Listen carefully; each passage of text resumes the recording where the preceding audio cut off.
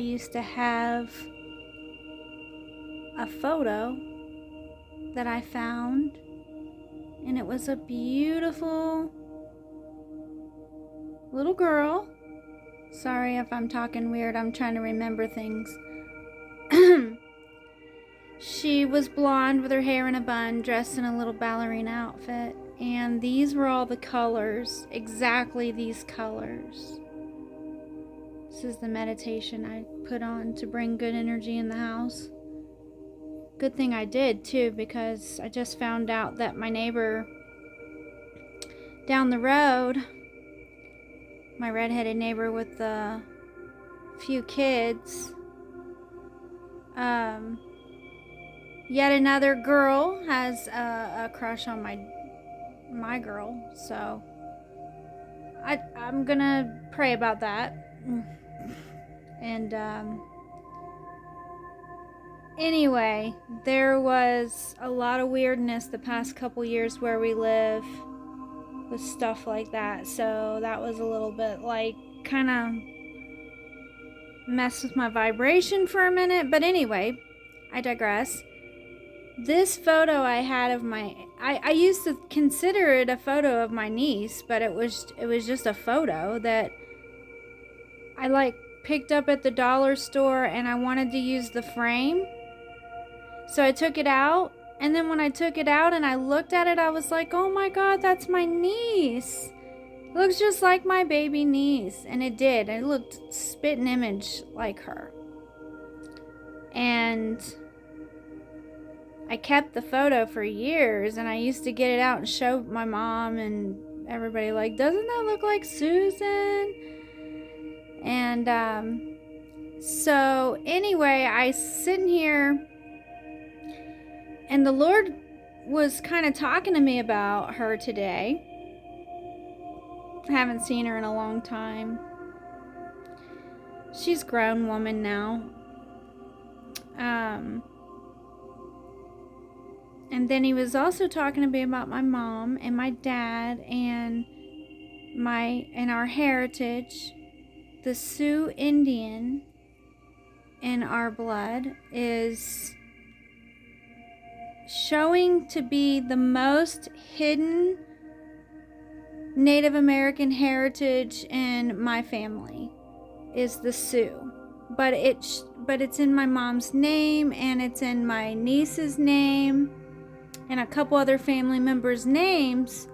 And since a lot of what I do in the Akashika, when I'm working the Akashika, is names, it was shown to me through the names that Sioux Indian is very significant in our heritage and bloodline. So I'll probably be sharing some more of stuff from the Sioux Indian, since we do medicine circle basically, and see what the Sioux people have for healing light. And then I look closer at this person, and I'm like, she kind of looks a little Sioux, and she does look like my niece Susan. And how could anybody have gotten the colors so perfect? I can't find the photo now. I don't know where it is. It might be on my Facebook page, I'm not sure. There's also pictures of my niece and her kids on there. She's out of all of my family members, I would say out of everybody, especially the females, Susan and me probably had the most in common. And a lot of people used to think she was my daughter and say that she looked more like me than her mom. And which I always thought was strange, because people also used to think me and her mom were twins. We used to tell people we were twins, and they believe it. And technically we were twins. We were only, the doctor that we went to actually explained to us that we were fraternal twins. that we had all the characteristics of fraternal twins, which runs in my family a lot, but anybody actually giving birth to twins in my family is really rare. It seems like fraternal twins is the most common thing, if anybody really knows what fraternal twins are. Maternal meaning you shared a womb, fraternal meaning your genetics are just such a close match that at certain stages in your life you're identical and you will look alike, sound alike, and behave so much alike that it's just like you were that it's just like your sibling twins. And fraternal twins can be siblings or cousins. So we have a lot of that going on both sides of the family. I don't know about other families because, you know,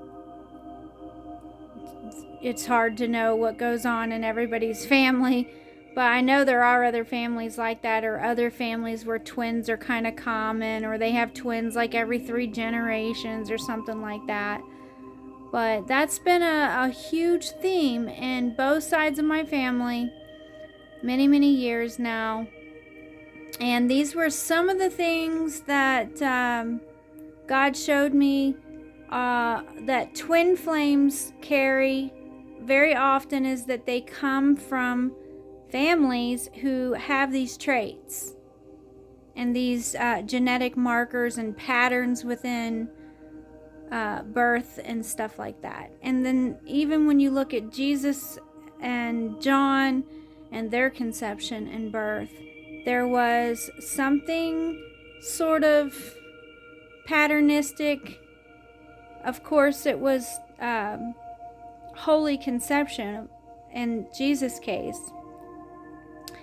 But I think that we ignore a lot of this stuff, and this is what Akashika is all about. This is a place where we can talk and share about things like that. And other healing circles, I'm sure, are a lot like mine. But so far, Akashika takes us all the way back to biblical times, and the twin flames in my upper monad have biblical templates. So I'm speaking today to my inner circle. I'm sharing stuff that's going on in the world, of course, but there's also a lot going on that's more personal and in the more inner circle. So there's only about 7 of us that might actually know what I'm talking about today in the past couple days. Maybe some others, but yeah. Been channeling Yeshua a lot. When I'm doing Yeshua channelings, I don't tend to do as many videos or communicate and hang out online. So, but this I wanted to share. There is a masculine in my group that may appreciate some of this and may also share a similar heritage of his own with the same patterns, being that he is a sacred masculine as well. So, all right, I love you all. Bye.